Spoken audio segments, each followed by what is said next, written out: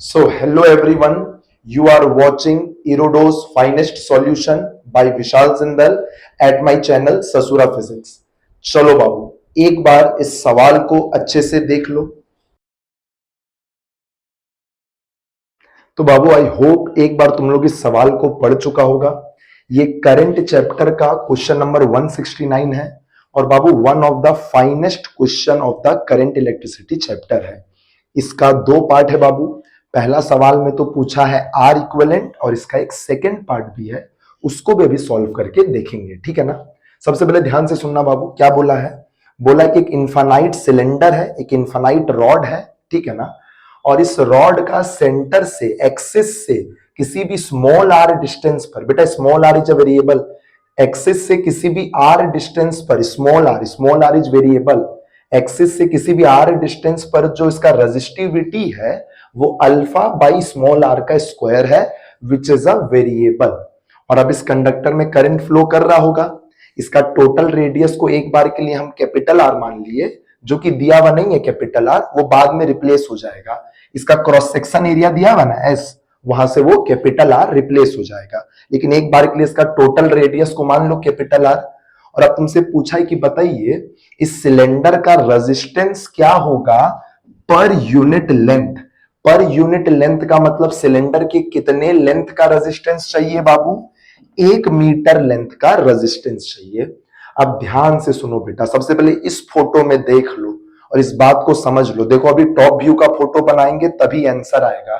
Top view का photo बनाना पड़ेगा, इस सिलेंडर को टॉप से देखना पड़ेगा। लेकिन सबसे पहले यहां से एक बात समझ लो। देख लो बेटा, करंट किसके अलोंग चल रहा है, दिख रहा है ना। करंट चल रहा है सिलेंडर के लेंथ के अलोंग। मतलब जब अभी इंटीग्रेशन करेंगे रेजिस्टेंस के लिए तो करंट जिसके अलोंग चलता वो लेंथ ना होता है, एल का वैल्यू देखना 1 मीटर पुट करेंगे।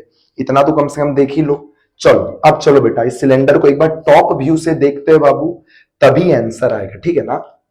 टॉप व्यू से सिलेंडर को देखो तो तुमको करंट ऐसे बाहर आते हुए ना दिखेगा बेटा। अरे सिलेंडर का पूरा लेंथ उसके पेज के अंदर ना चला गया है, करंट ऐसे बाहर आते हुए दिखेगा।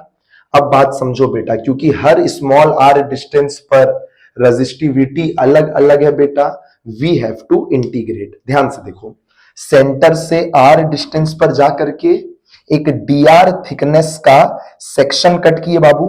इस डीआर थिकनेस के सेक्शन का छोटू सा रेजिस्टेंस लिखना है बाबू, which is gonna be D R, D capital R, अरे मतलब रेजिस्टेंस ऑफ दिस पतला सा सेक्शन। क्या होता है रेजिस्टेंस का फॉर्मूला, रो एल बाई ए। रो को अभी रो पुट करो, बाद में वैल्यू पुट करेंगे। रो बताओ एल कितना पुट करना है बेटा, करंट जिसके अलोंग चल रहा है याद है ना, वो सिलेंडर का लेंथ है। सिलेंडर का लेंथ जो कि पेज के अंदर है, तुमको दिख नहीं रहा है, और लेंथ को 1 मीटर लेने बोला है। Rho L by area. बताओ बेटा करंट इस वाले शेडेड एरिया को चीर के पार निकल रहा है। देख तो करंट इस वाले एरिया को, याद है ना एरिया किसको बोला जाता है, करंट जिसके परपेंडिकुलर होता है। बताओ तो इस एरिया से करंट एकदम ऐसे परपेंडिकुलर नहीं निकल रहा है। बताओ इस पार्ट का एरिया क्या होगा, इस वाले पतले से रिंग का जिसका थिकनेस है डीआर, इसका एरिया क्या होगा, सरकमफेरेंस इनटू थिकनेस, सबको आता है 2 पाई आर डी आर। चलो अब बताओ ये सारा जो पतला पतला रजिस्टर है ये सब सीरीज में है कि पैरेलल में है। बेटा ये सब पैरेलल में है। इस बात को समझो, इस बात को तुमको दो तरीका से समझाते हैं। मैथ्स भी सजेस्ट कर रहा है पैरेलल में है, फिजिक्स भी देखना सजेस्ट करेगा पैरेलल में। ध्यान से सुनना कैसे। सबसे पहले मैथ्स के हिसाब से देखो, ये डीआर वाला टर्म नीचे ना है, डीआर वाला टर्म नीचे होगा तो इंटीग्रेशन होगा, तो इंटीग्रेशन तो हो ही नहीं पाएगा। तो डी आर का इंटीग्रेशन तो नहीं हो सकता है। इंटीग्रेशन किसका हो सकता है, 1 बाई डी आर का। इसका मतलब ये सारा पतला पतला रजिस्टर किसमें है, पैरेलल में है। और अगर तुम फिजिक्स से सोचना चाहेगा कि पैरेलल में है कि नहीं है, बात समझो बाबू। तुम क्या किया है, यहां पर पतला पतला सेक्शन ऐसे ऐसे कट किया है। अरे टॉप व्यू से फोटो ना बना के दिखा रहे, यहां से देखो ना फ्रंट व्यू से, तुम ऐसा पतला पतला रजिस्टर कट किया है। अगर करंट ऐसे फ्लो कर रहा है मतलब बैटरी यहां और यहां के बीच में लगा हुआ है कुछ ऐसे, तभी ना करंट ऐसे ऐसे फ्लो करेगा। बात समझो। तो अगर ऐसा बात है बेटा तो ये जो सारा ब्लू वाला रजिस्टर है इन सभी का पोटेंशियल डिफरेंस भी के बराबर है। और अगर पोटेंशियल डिफरेंस सेम है तो ये सब लोग किस में है, पैरेलल में ना है। तो बेटा 1/dr इक्विवेलेंट का हम लोग को इंटीग्रेशन करना पड़ेगा। इसका एक बार रेसिप्रोकल करो, देखो तो 2πr ऊपर जाएगा, रो का वैल्यू पुट कर लो अल्फा बाई आर स्क्वायर ऊपर जाके स्मॉल आर से मल्टीप्लाई होके r³ हो जाएगा, ठीक है ना। चलो इंटीग्रेशन हम यहां सीधे कर दिए थे, चलो यही लिख देते हैं। और बेटा इंटीग्रेशन का लिमिट 0 से कैपिटल आर, एक्सिस से पूरा सरफेस तक जाना है, 0 से कैपिटल आर। देखो तो 2 और अल्फा तो बाहर आ जाएगा, r³ का इंटीग्रेशन क्या होगा बताओ, अब बताओ सीधे बताओ, यहां मिटा के लिख दे रहा, r³ का इंटीग्रेशन क्या होगा बताओ, r4/4 होगा ना। बस अब हो गया, 2 1 जा 2, 2 2 जा 4। अब इसका रेसिप्रोकल कर लो बाबू, बताओ आर इक्विवेलेंट का आंसर कितना आ रहा है, 2 अल्फा बाई पाई आर का पावर 4। बात समझो, लेकिन बाबू क्वेश्चन में ये कैपिटल आर नहीं दिया हुआ है, इसका क्रॉस सेक्शन एरिया एस दिया हुआ है, तो इस कैपिटल आर को हटाना पड़ेगा। क्रॉस सेक्शन एरिया क्या होता है, पाई आर स्क्वायर, पर यहां तो आर का पावर 4 है, तो तुम समझो पाई आर स्क्वायर का स्क्वायर क्रिएट करना पड़ेगा, पाई स्क्वायर r4, अरे वो हो जाएगा ना क्रॉस सेक्शन का स्क्वायर।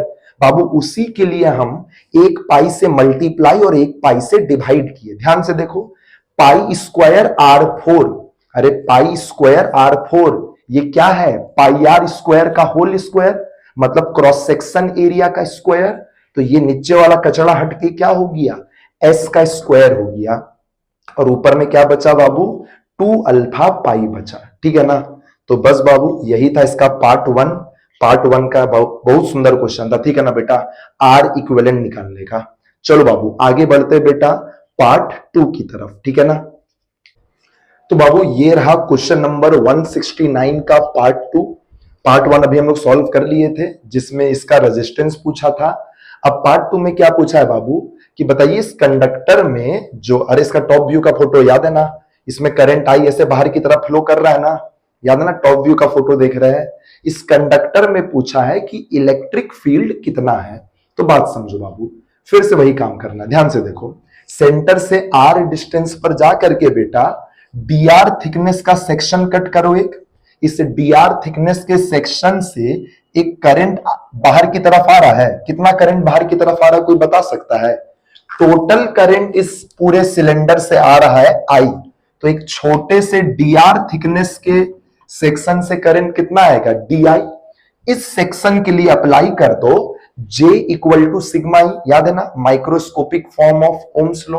बताओ J क्या होगा, इस वाले सेक्शन का J क्या होगा, करंट डेंसिटी।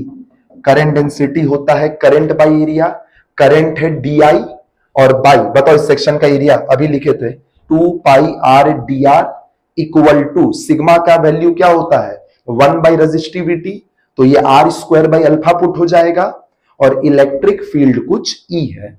बस अब कुछ मत करो बेटा, इस वाले कचड़े को उधर भेज लो और इंटीग्रेशन कर लो। देखो तो 2 पाई और E, बेटा इलेक्ट्रिक फील्ड जो भी होगा कांस्टेंट ना होगा, 2 पाई और E और अल्फा बाहर रह जाएगा, और इंटीग्रेशन के अंदर r³ बचेगा। ध्यान से देखो r³ इंटीग्रेशन के अंदर बचेगा, इंटीग्रेशन कर लो 0 से कैपिटल R तक, dr का लिमिट, करंट का लिमिट 0 से I तक, टोटल करंट। बस बाबू इंटीग्रेट करो ना, di का इंटीग्रेशन तो I हो जाएगा, 2 pi E by alpha as it is रह जाएगा, r³ का क्या होगा r4/4, लिमिट पुट कर लो कैपिटल R, r4/4, 2 1 जा 2, 2 2 जा 4। बताओ अब E का आंसर क्या होगा, 2 alpha I by pi R का पावर 4। फिर वही काम, पाई से मल्टीप्लाई और डिवाइड करो, नीचे वाला कचड़ा हो जाएगा S का स्क्वायर, क्रॉस सेक्शन एरिया का स्क्वायर, और यही होगा बेटा इलेक्ट्रिक फील्ड का आंसर, ठीक है ना। तो एक बहुत सुंदर क्वेश्चन था बाबू करंट इलेक्ट्रिसिटी का, एक बार इसको अच्छे से देखना बाबू, थोड़ा सा तुमको अपना भी दिमाग लगाना पड़ेगा ये सबको समझने के लिए। सब कुछ तुम्हारा पढ़ा हुआ है बेटा, पर अब किस चीज को कैसे अप्लाई करना है बाबू, यही तो कलाकारी है, ठीक है ना। चलो tata bye bye, best of luck.